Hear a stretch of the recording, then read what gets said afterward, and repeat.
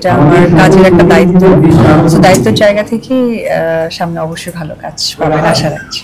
দর্শক তো আমাকে বিভিন্নভাবে পাচ্ছে। আপনারা দেখছেন যে আমার ফটোশুট থেকে শুরু করে ওপেনিং থেকে শুরু করে ব্র্যান্ডিং থেকে, ব্র্যান্ড প্রমোশন থেকে এবং ব্র্যান্ড অ্যাম্বাসেডর হিসেবে তো দেখতেই পাচ্ছে। আর সবসময় যেটা আমার কাছে যে আশাটা সকলের থাকে যে চিত্রনায়িকা হিসেবে দেখা যাক, একটু ওয়েট করি, অবশ্যই জানাবো। Very congratulation. চলচ্চিত্রের জন্য এটা একটা অন্য রকমের মানে শুভ বার্তা যে আমাদের বাংলা চলচ্চিত্র ডে বাই ডে মানে সর্বোচ্চ চূড়ায় পৌঁছে যাচ্ছে। এটা আমি মহন্ত থেকে বলবো যে আমার দায়িত্ব, যেহেতু আমি ওনাকে বাবা সমর্থন করেছি, আমি আমার দায়িত্বটা পালন করেছি। তো দায়িত্বর মধ্যে তার ওরকম বেশি ব্যাখ্যা থাকে না, তবে সন্তান হিসেবে অনেক ভালো লেগেছে।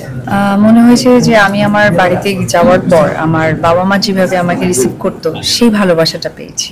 উনি তো আমাকে মেয়ে ডেকেছে, শুনেছেন হয়তো কিছু। ওনার উচ্ছ্বাসটা উনি আসলে কখনো কল্পনা করতে পারেননি, কারণ আমি মনে উমরা করা, হজ করা, এটা একটা ওই সম বয়সী মানুষদের একটা ইচ্ছে জায়গাটা থাকে। তো সে যেহেতু যেতে পেরেছে, কাবা ঘরে গিয়েছেন, তো একজন মুরব্বী হিসেবে এটা তার চাওয়া ছিল, আর আমি সন্তান হিসেবে পূরণ করতে পেরেছি। আমি আসলে উনি যে অন্তর থেকে দোয়া করেছেন, আমার জন্য ভেবেছেন, এবং আপনারা জানেন আমার বাবা মা নেই, এই যে ভালোবাসা, তো উনি যেহেতু আমাকে দিতে চেয়েছেন, আমিও গ্রহণ করেছি। কিন্তু আমি চাই আমার যে বাকি 5 ভাই বোনের কথা বলা হয়েছে এটা তাদেরই থাকুক, সেটাই আমার খুশি। এখন তো সোশ্যাল মিডিয়া না, সোশ্যাল মিডিয়া জায়গাটা তো এরকমই হয়ে গেছে। বড় কোনো বক্তৃতা দিলেও তো ছোট আকারে চলে আসে, টিভি চ্যানেলেও মানে কোনো প্রোগ্রাম হলেও সেটাও ছোট আকারে চলে আসে। এটা হয়তো বা নিউজের একটা সুন্দর মাধ্যম। আমার তো পার্লার বিজনেস অনেক বছর ধরেই আছে, আপনারা জানেন। সেখানে আসলে স্যালুনটা যুক্ত হয়েছে, তো আপনাদের জন্য এত খুশি হওয়ার কথা।